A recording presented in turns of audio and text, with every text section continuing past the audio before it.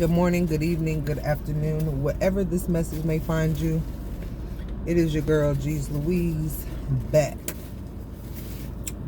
with another message. It is still my season. It is still Pisces season. I'm still rocking it out like a big dog. I love Pisces season, y'all. I love Pisces. Anyway, but I love all y'all. All the signs. I know I'll be talking junk about some of the signs, but I love all of us at our best versions. Like I really, as a Pisces, honestly, this is so off subject from what I'm about to speak on, but I can see the best version of you. Like even when you're not at that best version, I can see past your BS. Like I have the ability. And I've had that ability for quite some time. And that's why I think it's so like easy for people to get me twisted. Now I understand why it's so easy, because I'm actually connecting. When I do connect with you, I'm connecting with that version of you that is not quite, you haven't quite reached that full potential yet, but I can see it. And so that's what I connect with, and that's what I love, and that's why when I do get mad at you or whatever, if we fall out or whatever, it's like, you're like, but you said I was all of this, but that's because I can see that stuff. I can see the good in you, but you're not acting and moving in that good space as of right now, and that's why we are falling out and clashing, bumping heads. I'm not either, evidently. You know, I'm no better than you. I'm just human, and I'm just experiencing my journey, just like y'all are, just going through the motions, you know. So anyway, I wanted to get on here and touch on letting go of our need to be right, okay? And the reason why I wanted to touch on that is because when you are at the core trying to make a point, or you're trying to prove something to somebody to be right, it's usually coming out of ego. You know, you're usually operating from a place of ego. And when we operate from a place of ego, it causes conflict. Conflict doesn't get us anywhere. Okay? Conflict keeps us stuck. And you know, everybody wants to be right in the situation. Everybody's like, no, you know, I'm right, you know. And the more that we focus on that part, and we're like at the core, just in this competition with this other person, trying to be right about a situation, a person, place, a thing. It could be a subject matter, you know, whatever it is that you're in opposition about, right? It's like, it keeps you stuck in that space, to be honest. Like, somebody has to let it go. And it's a form of control that if we personally let it go, and I'm not speaking about like, well, because, you know, we always like to project and like, oh, well, they didn't this, you know what I'm saying? But it's like, bring it back. Bring it back. Because you are only in control of your shit. You know what I'm saying? We're only in control of our own thing and what we have going on. How you conduct yourself. If you're choosing today to not be in control of other people's shit, if you're choosing today to take your ego out of a situation, right? And you're also choosing your need to control someone else's perception, or your need to be right,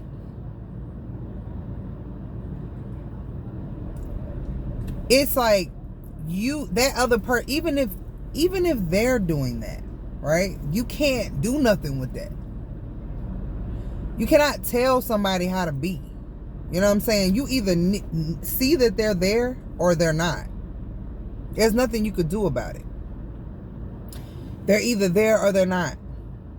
And all you could do is bring it back to you and be in control of what you have going on and how you're reacting to whatever it is that you guys are in opposition about. Whatever it is that's going on that's causing you to feel like you're right or wrong and they're wrong.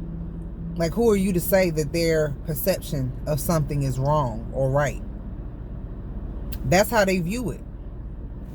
So, now hear me out. Even if you know, or you feel like you know in your everything, in your soul, in your spirit, that this is just wrong, right? We could talk about so many things. I could go all goddamn day. I'm gonna tell you. Anybody who knows me knows I feel like I'm always being wronged. You know what I'm saying? Or somebody's doing something to me. You know what I'm saying? But I have realized that that's a victim mentality. That's a belief system that I have that is stopping me from being the better version of myself, which is also causing me to be swayed about every little fucking thing. So I'm not projecting this onto my audience or the people that are in my tribe, the people that are, you know, here with me on this journey. I'm not saying that it's you and not me. Like, I'm on my you know, path. I'm on my journey to try to nip all these little belief systems in the bud, because honestly they do nothing but hold you back. Right? So your need for control to be right, you know, like, and you stand in this ego, and then it causes you to hold grudges. It causes you to reflect in the wrong ways on situations that, and it does, it's never leading to, you know, any types of positive resolutions in the relationships. You know, you can lose a lot of people along the way that love you by trying to force your belief systems onto them, or your way of viewing a situation, because however they want to view it is totally okay. You just have the choice now whether or not these people are the people that you need to be, you know, in dealing with in any way. Like, you don't have to deal with people that don't see things the way you see them. You don't have to. You know what I'm saying? You don't have any obligation to that. I don't care if you know them since you was little. I don't care if it's your mama. If y'all ain't on the same page, you ain't on the same page, and you don't need to be mad about it. You need to be okay with it and just go on about your business and figure out your beliefs and your things. There's enough work to be done within ourselves for us to even have time to worry about other people. The only people that you really only have a little bit of time for is the people that are coming to you and want to make these changes and feel like you can help them with that, or your children.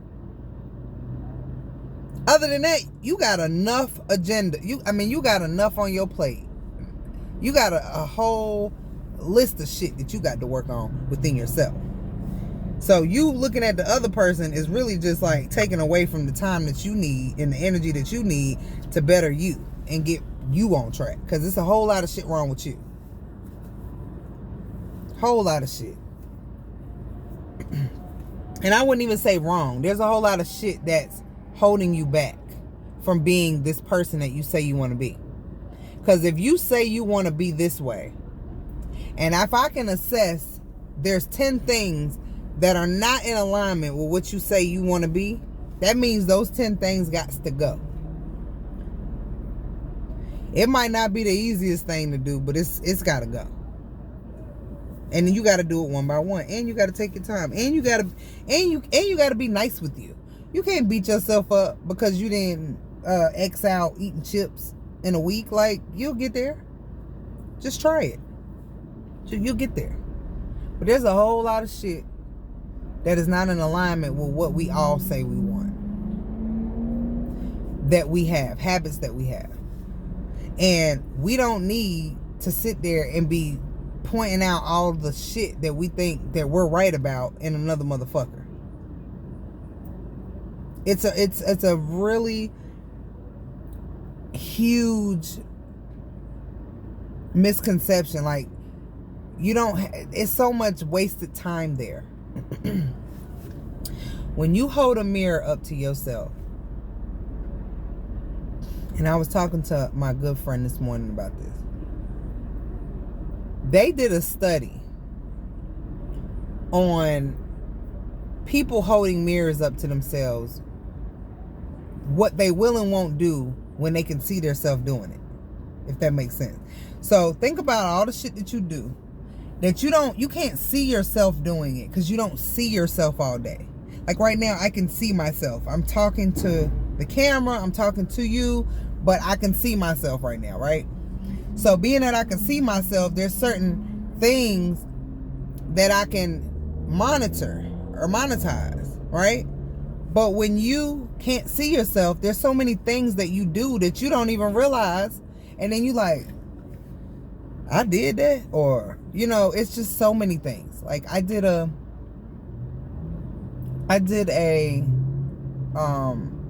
show a long time ago called What Nika J Has to Say with a friend of mine.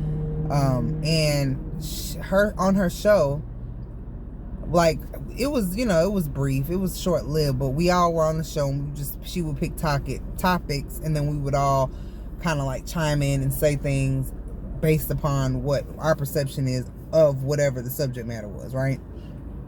But we would be chilling, we drinking. Back then I smoked, you know what I'm saying? So I'm like looking at myself on these shows, like it was like a huge part of my growth for me to look at myself, if that makes sense. Like when I seen my fucking self, y'all, I'm like, I need to stop doing that. Like I was over talking people. I still do it. I still do that part. I do try really hard not to interrupt or over talk people when they're talking. It's very frustrating to see myself doing that. I was like, Julie, shut up, let the other person, you know, if you watching yourself, you like, what? And I was smoking like crazy, and I'm like, ew. Like when I seen myself, I'm like, oh nah, I gotta quit. And I quit smoking, y'all. I need to go back and calculate how many years ago that was, but I quit smoking. And there's a whole lot of other things that I've quit over the years, and I've evolved, but I'm still evolving every day. There's so many things that I'm still trying to cut out that are not in alignment with who I say I want to be. Well, I want to learn more about me. So when you, like they said, like in the study I was going to tell y'all, they did the study with the little kids, and they told the kids, you know how they put the candy in front of the kids, and they tell the kids they can't touch the candy. But you know, kids want to touch candy. If there's candy put in front of them, they want to touch that shit, right? Or they want some. And they put the kids in front of the camera with the candy, and they said that the kids stole less candy than they did with being able to see themselves, because they had like a mirror where they can see themselves taking the candy, versus the kids that didn't have no mirror in front of them, they stole more candy. But I'm saying this to say, the hardest thing to do is for you to hold the mirror up to you and be like, yeah, this is me. I'm the problem of whatever the thing is. But when you start putting that mirror up more often, and you start really looking, and then you start paying attention to the shit that's coming out your mouth, like when you say, I want this, but then you say, I want, so we're like walking contradictions. You know what I'm saying? And it's okay, you know, it's human, and some people don't even want to get into the logistics of this, and a lot of people don't even want to look in the mirror, you know what I'm saying, because it's too much. It's like they're so far away from where they say they want to be or who they want to be that they don't even bother. I commend and I salute to all that want to do that. Like all that want to look in the mirror and be like, man, I'm not doing this. I'm going to nip this shit in the bud. But one huge thing is shunning people or making them feel wrong for how they view things. You're not the judge and the jury, Julie. Like, I can't make people look at how I look at things. They look at it how they look at it. We either on the same page or we're not. It ain't no in between, and it's okay. We don't have to be on the same page. What has to happen is there needs to be separations, but you need to put boundaries up with these people that are not in, you know, the alignment of what you are doing, because we all have purpose that we're, if you're in your purpose and working within your purpose and doing things, there's so many things that you don't even care about. There's so many things that are not relevant to you anymore. There's so much things that change. So, like, you don't even focus on, it's like a natural shift. It's just like when I tell everybody to go on a 7-day vegan challenge, because there's a natural shift that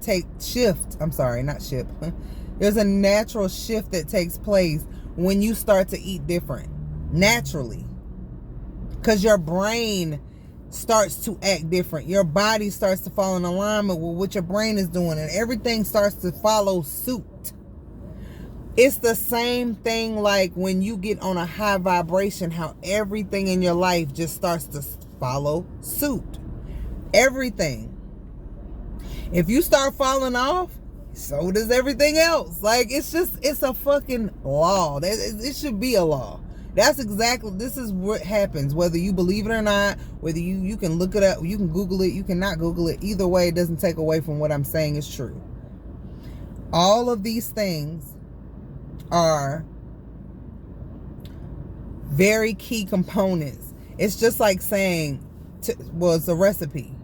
And you can have a recipe for disaster and you can have a recipe for success. You choose. But if all your ingredients say disaster and you trying to motherfucking make success, bro, you got the wrong ingredient. Like, I put myself in situations where I knew. How many times? Put your hand on. How many times have you put yourself in a situation where you was like, I knew? Because the ingredients it was already geared for disaster. You already knew. Like, if I'm emotionally going through some real nigga shit, right? And I'm a water sign, so I'm very emotional, and I'm very in touch with my emotions. So anybody who wouldn't think that, they might think I'm cold or I come off a certain way. I'm very in touch with my emotions. Very. I'm so in touch with them. I know exactly what's going on with me emotionally. However, am I intelligent all the time? Do I know how to control them all the time? Not always. And like, if I'm in an emotional state and I'm not feeling good already, right? And I like go have drinks, and then I get amped up and start talking about the thing that's got me in my emotional state. In my emotional state, and then I feed that shit, right? Those are ingredients. All of those little things that I just did, the moves I just made, those are ingredients for a disaster to happen with me. Those are things that's gonna cause me to not be emotionally intelligent, and for me to act out of emotion and do things that are really not in alignment with who I really am. So then you got who I really am is over there sitting in the other side of the seat like, bro, why is you going over there?